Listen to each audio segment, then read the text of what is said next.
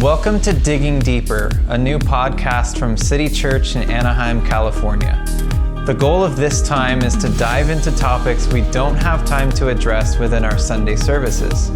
We promise it will be real, raw, and unscripted. For more information about City Church, head over to lovehopecity.com or follow us on Instagram and Facebook at Love Hope City.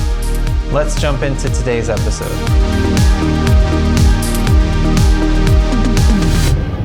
All right, well, I am here with my lifelong mentor and friend, Reverend Dr. Willie Nolte, and I don't know how many of y'all know, but in recent times, very recent times, Willie has retired from his position as president and mission lead of Transformation Ministries, and he's moving into a new role in his life, and that's what we're going to be talking about today is a little bit of that journey.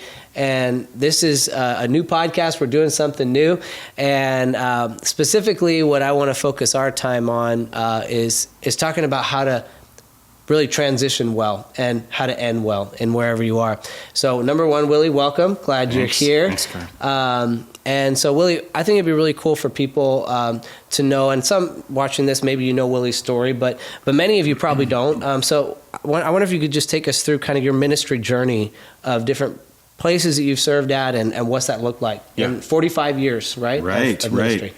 Yeah. Well, so number one, 45 years has gone very quickly. I bet. Yeah, and I'm so glad that my first pastoral ministry position, I was 7 years old. So that is, it's just made it just a more doable. But yeah, so 45 years, pastor, is pretty amazing.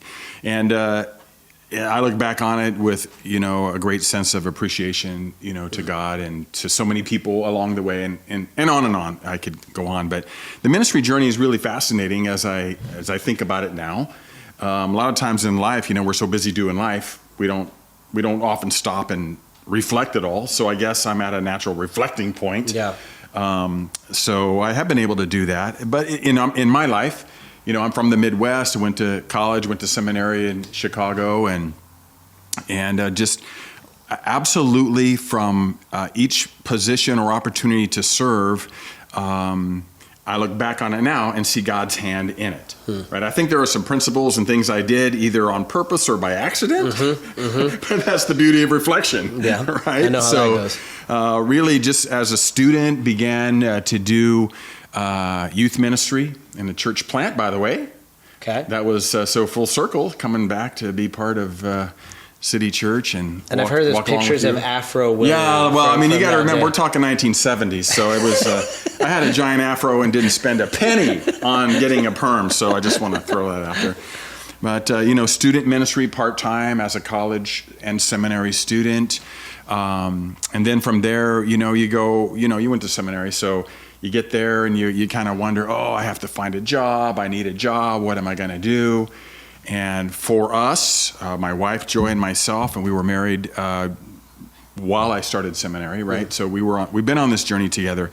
But in each case, it's interesting, Kyle, that yes, I was looking, I was praying, I was wanting to serve, but in each case, it was fascinating to me now how the context came to me, as it were, right? So, for instance, I was a college student or seminary student, and someone said to me, hey, there's this little church plant out in the northwest side of Chicago, and I think they're looking for someone to do youth ministry.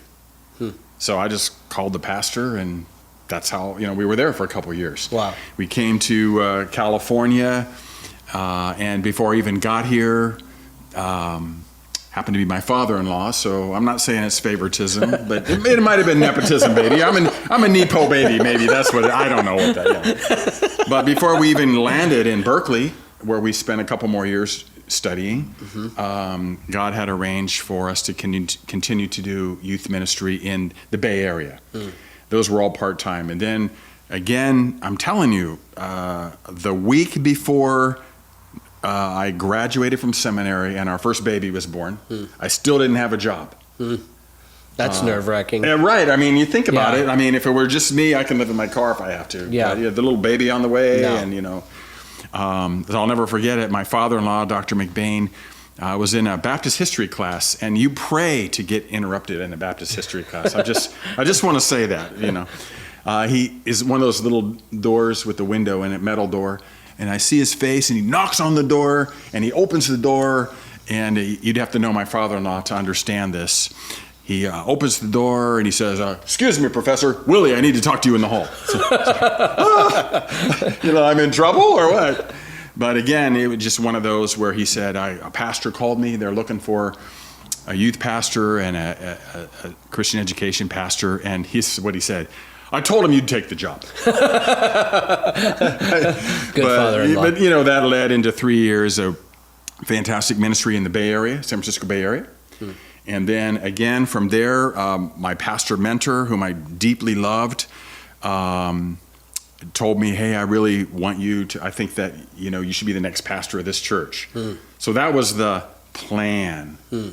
Then he retired, and the church looked at us and said, "Man, I don't know. This guy's 29 years old. I don't think so." Oh. So, we can make plans or not. Right? But from there, God led us to Santa Cruz, and for 9 years as a lead pastor there. And I just want to say, I suffered for Jesus there on the beach. I did my time.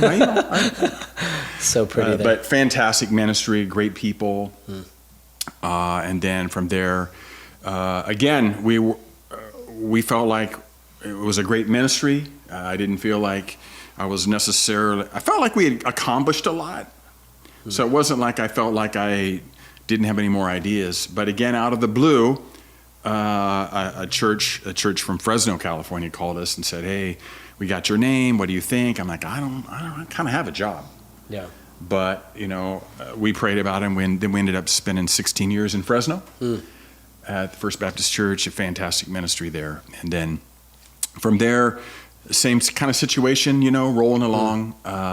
And then Transformation Ministries called us out of the blue, and we ended up spending 12 years, and add up all the years, and it's 45 years later, just like that. Wow.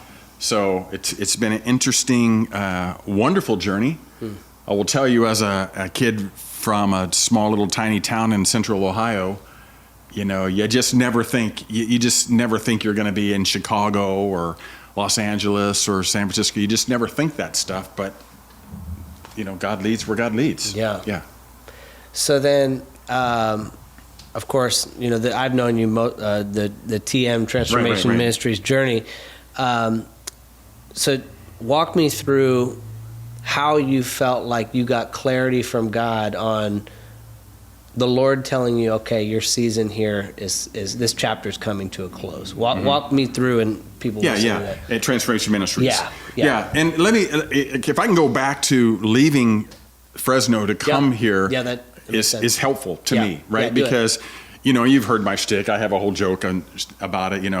I had a 30-year plan, a 30-year pastoral ministry goal in mind, and I made it very clear to God. Okay, God, I'm giving you 30 years in this church. 3 10-year chapters, as I had lined it out strategically in my head, and we were in the middle of chapter 2, so right around year 15, and I got a call out of the blue from the search person of Transformation Ministries and said, "Hey, we got your name, and Transformation Ministries looking for a new leader, and wondered if you'd be, willing to let your name be considered." I said, no.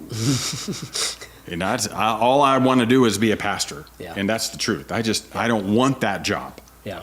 And then Joy, my wife, said wisely, I think we should at least pray about that. Yeah. Right? Even though we were happy, we felt like we were making a difference. Yeah. So it isn't like we were getting run out of town or anything like that. I wasn't. But, again, in retrospect, I see more than I did then. But so we did pray about it. And the fact is, Kyle, we just had to not overthink it and not over-emote about it. Yeah. Like, oh, my gosh, I can't leave these people. They'll be heartbroken, which is a pretty egotistical thing to say, right? Yeah. How are they going to survive without me? Just fine, because Jesus is Lord of the church, by the way. But not overthink it, and just, once we believed that because the call came to us and we prayed and God didn't give us a clear, like, don't even mess with that. Yeah. So it was a long, maybe several months period, but each step along the way, we didn't overthink it.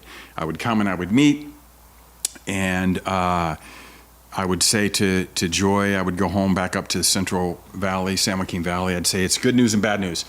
The good news is, wow, what this organization is set up to be. That's the good news. Bad news, I think I'm still in the running for this thing. Right? So it kind of became almost a fleece deal. Wow. Right?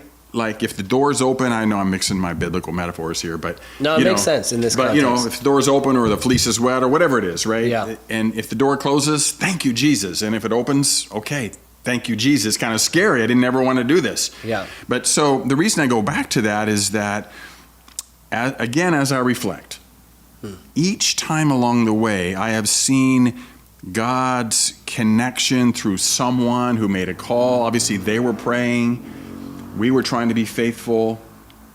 And so we have been in a pattern, either on purpose or by accident, I hope on purpose, of trusting God to work it out sovereignly and not get too involved in orchestrating our next moves.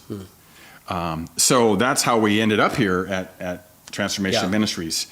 A job I always, as a pastor, is like, I never want to do that job. But 12 years later, I unbelievably blessed and privileged, to have been a part of the mission and serving leaders like yourself and so on. Let me pause right there. Yeah. One of the things I love that you said was, basically talking about the idea of open doors or fleece and it's like, and it's certainly true that not every open door has our name on it, but at the same time, when there's something of a certain magnitude that is being clearly opened in front of us, you have to do that. I think that's such a clear sign from God. And I love in the book of Acts how Paul's always talking about, pray for an open door. Right. And it sounds like you just got a really big open door that just kept staying open as you were praying about it. Right. Exactly. And interesting, you talk about Paul. How many times did Paul say, I wanted to go, but the Holy Spirit prevented me, said no? And I'd love to know what that was. How did he know that? How did he know? But he knew it.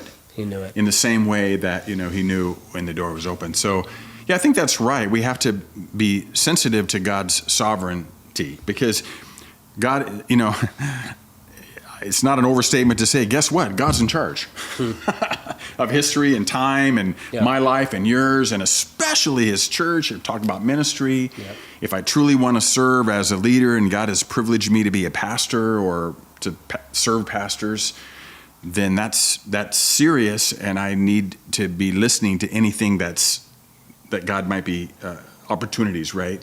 Yeah. Which is far different, though, and we may want to come back to this, though. It's far different than always like doing this here and always and looking over there. Which is, I think, so unhealthy. Yeah. But anyway, 12 years later, and I know I'm biased, Kyle, and so we can agree or disagree, but my story, and I'm sticking to it, is God greatly blessed over 12 years. Yeah. Gave us the privilege to serve leaders and reach people and plant churches. I mean, all the things, right? Yeah. So super privileged. The things that make my heart sing is loving people and serving leaders. I realized I've always had that as a pastor. Yep. So all of a sudden, that's what I get to do. So, God knew what God was doing clearly. Yeah. So the question is then, and this is what my staff said to me when I announced to them, about a year or so ago, like, what are you thinking? Everything's going so great. Everything's going well. Why? And there are a few different things about it. Let's just talk about... Before we get there, so take me to the week in the cabin with the yellow pad and you get the sense, and explain the yellow pad, and then explain what you said when you went and talked to your wife about it. So, So to take me to that weekend, because I think that's an important part in this whole thing, right? Yeah, and it's funny. I mentioned this one time, Kyle, in a sermon or something about the yellow pad, and every year around Christmas, I give everyone everyone in my family gets a new pad, and they're like, "What? You give an iPad to everyone?" No, a yellow notepad. So I'm old school, but. However it is that God decided this is the way God was going to help me get clarity consistently, year over year over year, for probably 25 or 6 or a long time. Every year as a family between Christmas and New Year's, we've been able to go to a cabin or a vacation home or to get away, right? Yep. And so every year part of my discipline is a listening discipline. Right, it's resting and playing and watching movies, reading books. I always read several books, but I would take a yellow notepad. Yep. And I would say to God, "Okay, God, what?" So what? Help me understand, and personal, professional, ministry. All the categories. Like a lot of people do. Amazingly, God would give me great clarity.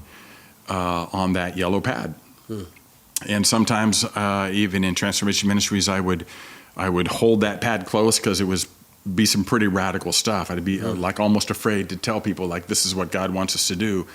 But each year it turned out to be true, right? Wow.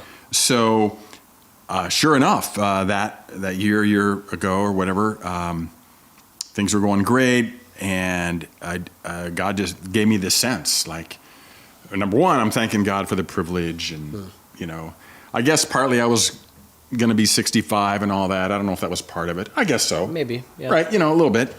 But then God was like, you know what, Willie, you done great, and I don't mean that in any self-congratulatory way. I just the affirmation of God upon His child. God has blessed this, and look, we all know it's everybody else, not me. Like I just walk around and drink coffee and hug people. That's my leadership strategy. It is. You're very good at that. But God was like, "This is great. Thank you. Move on. You're done." I'm like, "Wait, what?" Because think about it. Like if you're riding a wave, ride the wave. Yeah. You don't jump off of it. But it just became so clear to me, and so I said to Joy, like, "This is really crazy, but I think God's telling us we're done. We're done.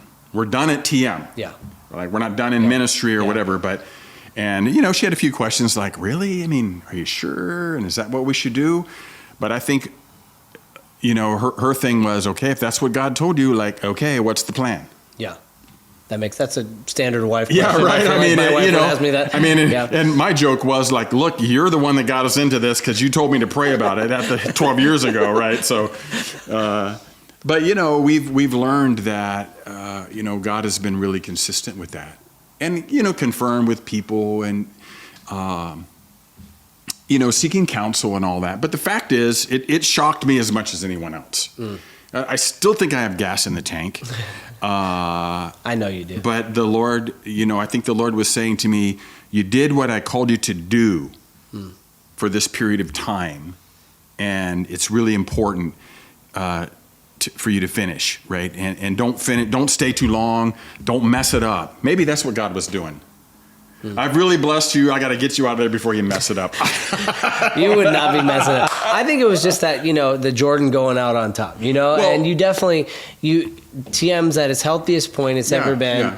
And, the growth of the organization, the leaders around, you built a great team where it is obvious to everybody around. It's like, okay, he's accomplished an amazing thing. I think you could have continued to do it, but I that's how I see it is you were leaving it in a great place. Yeah.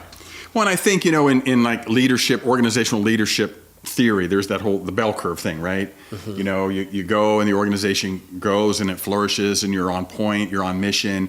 And at some point, it's very easy to go over the top, and then you're on the downside of that. And a lot of times leaders and churches in all kind of situations stay too long. Yeah, they wait too long. Things are going great. I mean, come on, let's just keep going, keep riding. And I feel like as I thought more about it, I'm so grateful to be able to hand it off, I think on the right side of the top, right? Yeah. It's for God to 100%. determine. But so really that was part of it. And then it was a matter of like, oh my gosh, how am I going to tell my team? And I have to tell the board. So take me to that moment now. I interrupted you before about telling your team. So take me to that moment when you told your team. Their thing was like, whoa, really? Are you kidding me? You know, are you sick? Or did you do something we don't know? Right? Like, wait a minute, we have this like Vision 2025. We have this 5-year thing, and we thought, you should stay until the 5 years is over. Yeah. Like, yeah, that makes sense, except God said, I'm done now. What can I do? Right? So it took us a while to work through it. We're a small team, and I love them. They're so amazing, and they were very affirming. Like, okay, man, if this is what we've all learned together, like God has blessed us with a lot of clarity. So don't mess with that. Yeah. So really, I know it sounds a little nebulous. I realize even as I'm talking, and you might be listening, going, yeah, it's kind of froofy. Like, yeah, like woo. Maybe you had too much pizza or something. But again, I would just want to say a couple things. Experientially, 45 years of learning that God is in control. Yeah. And any number of times when on the face of it looks like a really bad decision. Like we left Chicago on December 23rd, 1979. And we packed everything we owned into a 27-foot U-Haul, including our little Honda Civic. We bought a pair of 2x12s and drove that sucker in the back. Oh, wow. In the thing. Yeah, because I couldn't afford a trailer. Oh, wow. Oh, my gosh. And we just drove to California. That is crazy. Right there. That's just dumb. I didn't even know you could put one of those things. Well, you're not supposed to. Hey, we live by grace. There's a statute of limitations. Yeah, that's what it is. But any number of times you look back and go, that it doesn't seem wise or smart, or are you sure? Except that we were convinced it's what God wanted us to do, and God arranged the other details.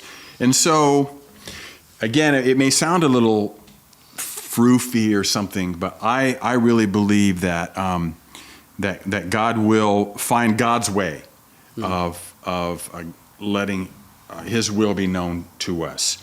But while I'm saying that, and just in case we get off track and I don't come back, it's really important, this whole thing about, because when we were talking, you're like, well, how do you know, is every door the right door? Should you look through every door? Should you walk through every potential open door? And the answer is no. Yeah. And I think the way that we can help guard against that, number one, I simply say we ought to pray for a spirit and an attitude of contentment and security. Yes. Right? Yes, that's really good. We live in a world, and Kyle, you're a pastor. You live in pastor mania. Yeah. Right? And there's always someone who seems like they're better, they're bigger, they're not smarter or better looking. No. But the other things, some of them they are. But, and so I think we have to ask God to give us an attitude and a spirit of contentment where we are. That's really good. But at a very practical level, I think no matter what you're doing, you just need to hunker down and do your job. That's right. Right? Do your job. And until God opens a door, or until your job is over. Yeah. And this whole restless, I stopped doing this because I might be missing something, or and in pastoral ministry, at least in my generation, there was a whole lot of ladder climbing going on. Yeah. We only took a youth pastor job if it set us up to get an associate pastor job. Yeah. And we only took an associate pastor job if it set us up to become a senior pastor. Yep. And I have some good friends, lifelong ministry friends. And we covenanted together when we were in seminary. If we ever turn into those knuckleheads, yes, we're calling each other on it, and we'd rather quit. That's right. So there's that whole thing of just do your job. Yeah. I mean, it's not, it's interesting because ministry, there is a vocational aspect to it, but it's not a career, it's a calling.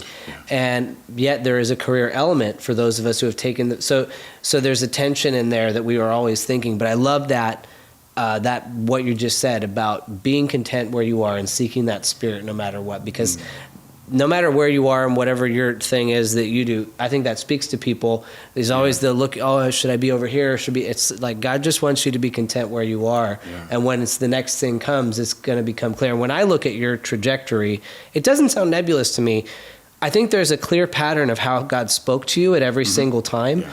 And you were focused on your job, being content where you were, and a call would come or an opportunity would arise, and you would pray about it. And that's just only natural. And so to me, that seems like just really good wisdom to follow.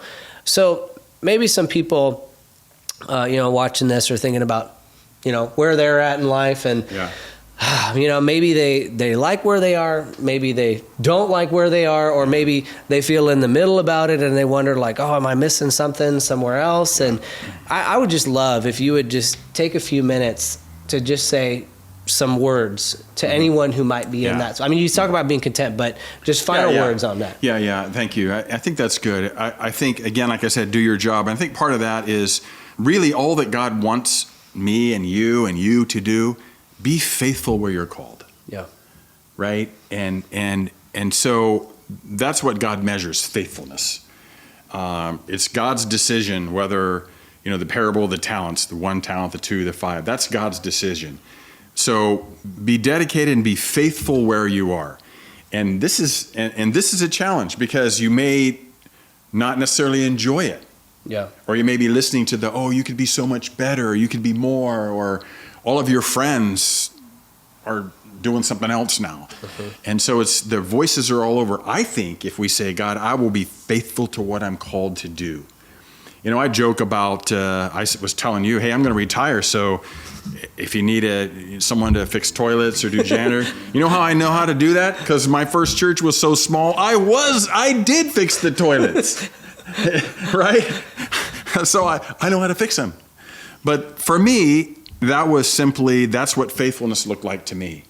I was so privileged and loved the privilege and opportunity to serve there. So number one is God simply wants your faithfulness. And I think that will bring contentment. I think then related to that, because look, God does move us around. And so however that happens, I think so important is have people that you trust, that you have relationship, that you can really be honest with. Yes. Right? So as I look through each of those pastoral changes or Transformation Ministries, there was 1 or 2 or 3 individuals, friends and or mentors, that I just told them straight up. Right? So in the Bay Area, when I was supposed to be the heir apparent, and Pastor Paul retired, and they didn't follow his lead, I'm like, Pastor Paul, what should I do? Right? And, I'm disappointed and I'm frustrated, and you told me and all that. But he gave me great counsel. And so each time along the way, coming to TM, aside from Joy, my wife, I talked to my pastor friends. Jem Kenna, my lifelong buddy from high school all the way. We went out for breakfast, and I said, you will not believe what's going on. So just listen. Yeah. And then my coach just said to me, because I gave him every reason not to do it, and he just said, but Willie, isn't it true that you have a passion for this, you love that? What's your problem? So find someone you trust and listen, seek counsel. It's biblical, by the way. Yeah, it's very biblical. Yeah. I mean, when I see it, I see the support of family. Yeah. Huge. No doubt. And Joy was there, hey, always. you're the one who should pray about it. Support of key people around you, that's another big one, and I think right there, most of the crazy decisions would get stopped. If there's somebody who is watching this thing, and it's like you go to your spouse and you go to just a few really good people who are around you, who love God and who love you, it's going to be fairly obvious to you. And if there's one random person there who just like, oh, you're crazy, you shouldn't do it. Like, I mean, we're all going to have you can't expect total clarity, but I think that's really good. You know, the supportive family, with the sovereignty of God, the supportive family, and people around you. Yeah. And experience just plays out. I mean, I sound like an old guy saying this, but part of my challenge to younger people and leaders is I'm here to tell you that as time goes on, you will recognize the sovereignty of God. So if God is sovereign over 45 years, couldn't he be sovereign over the next 1 year? Right? Yeah. Trust him now. Don't wait till you have to look back on decades and see it. So I think there's a lot of that. And I think too, Kyle, again, I was going to say I don't want to get all mystical, but I don't want to dismiss the reality of the presence of God, Holy Spirit. Yeah. So for me, for some reason, God gets it down on a yellow pad or whatever it is. Yeah. But God may give a dream. God may speak through a friend or a mentor. Mm-hmm. I believe God will show you. You know, stop trying so hard and let God, show us. Let him reveal it. I think that I'm going with that. That's good. I like that. Well, Willie, thank you for this time, but for 45 years of faithful ministry, 12 years certainly at Transformation Ministries. I was shocked when I got the phone call, but and now I see the hand of God in it, and I'm excited for you. I know a lot of people are looking forward to your going away, your celebration party was just awesome. So many people have been so blessed by you and Joy and your family. So anyway, thanks for being here today. Hope the rest of y'all have a good day, and we'll catch you next time on this Digging Deeper podcast. Thanks. Thank you, Chris.